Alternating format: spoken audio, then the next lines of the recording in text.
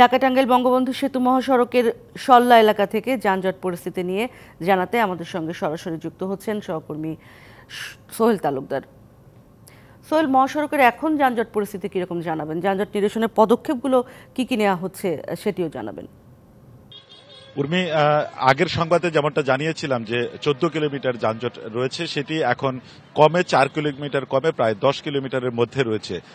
এর একটি কারণ হচ্ছে যে কিছু সময় আগে 10 থেকে 15 মিনিটের মতো এই যানবাহনের একটি গতি আমরা দেখেছি, সেটি ঘন্টায় সর্বোচ্চ 10 কিলোমিটারের অধিক নয় যে যানবাহনগুলি চলেছে, যানবাহনগুলি যাচ্ছে। আপনি যেমনটা আগেও বলেছিলাম যে এই গেল 24 ঘন্টায় যে 53,000 যানবাহন পারাপার হয়েছে, সেটি কিন্তু মধ্যরাত মানে গেল মধ্যরাত থেকে 12টা থেকে সকাল 7টা পর্যন্ত আমাদের যে তথ্য রয়েছে সেই যানবাহন পারাপারের গতি কিন্তু একেবারেই কম। আমরা যদি সেই পরিসংখ্যানটি একটু জানিয়ে রাখি যে গেল 12 ঘন্টায় প্রায় 7টা পর্যন্ত, 12টা থেকে সকাল 7টা পর্যন্ত মাত্র 13,000 যানবাহন পারাপার হয়েছে, যেটি আসলে এই ঈদ যাত্রা বা অন্য সময় সেই যানবাহনের পারাপারের সংখ্যা একেবারেই কম। এই কম কারণ হিসাবে যেটি সেতু কর্তৃপক্ষ বা বিভিন্ন সূত্র আমাদেরকে বলছেন যে এই মহাসড়কে যে দফায় দফায় যানবাহনের যে বিকল হওয়া, দুর্ঘটনায় কবলিত হওয়া, স্বভাবত যে যানবাহন যখন বিকল হয় এবং দুর্ঘটনা কবলিত হয়, বিশেষ করে সেতুর উপরে, সেখানে কিন্তু এই দুর্ঘটনার কবলিত যে যানবাহনটি রয়েছে সেটিকে সরিয়ে নিতে ব্যাগ পেতে হয়।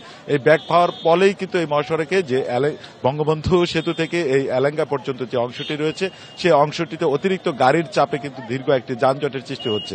আপনি দেখতেই পাচ্ছেন মানুষ যাচ্ছে এবং যে তারা খোলা ট্রাক পিকআপে যে যেমন পারছে যাচ্ছে এবং জীবনের ঝুঁকি নিয়ে যাচ্ছে। এখন কিছুটা গাড়ির যে গতিটি দেখছেন, এই গতিটি অল্প কিছু সময়ের জন্য সেই গতি থাকলেও কিন্তু যে সেতুর যেহেতু ধারণ ক্ষমতা কম, সেতুর উপরে যখন অতিরিক্ত গাড়ির চাপ চলে আসে এবং সেই অতিরিক্ত গাড়ির চাপের ফলে যখন বুথে এই গাড়ির সারি চলে আসে, তখন কিন্তু কর্তৃপক্ষ বাধ্য হয় টোল আদায় বন্ধ রাখতে। এর ফলে যে এই যে টোল আদায় বন্ধ রাখার ফলে যে এই মহাসড়কে সৃষ্ট যে যানজট, সেই যানজটে কিন্তু অনেকটাই নাকাল হতে হচ্ছে।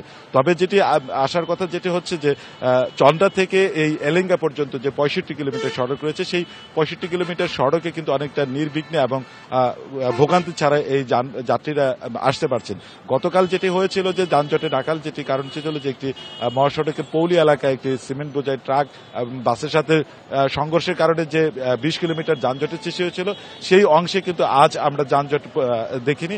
এবং এই মহাসড়কটি এখনো একমুখী করা রয়েছে, যে এলেঙ্গা থেকে উত্তরের যে যারা যাচ্ছেন একমুখী যাচ্ছেন, এবং দ্বিতীয়ত হচ্ছে যে উত্তর থেকে যারা ঢাকাগামী যেটি রয়েছেন সেই লেনে কিন্তু যানজটের আমরা খবর পেয়েছি, এবং যার ফলে ঢাকায় যে একটি গণপরিবহন সংকটের যেটি কথা বারবার বলা হচ্ছে, এই কারণে কিন্তু পরিবহন যেটি সংকট সেটি তৈরি হয়েছে।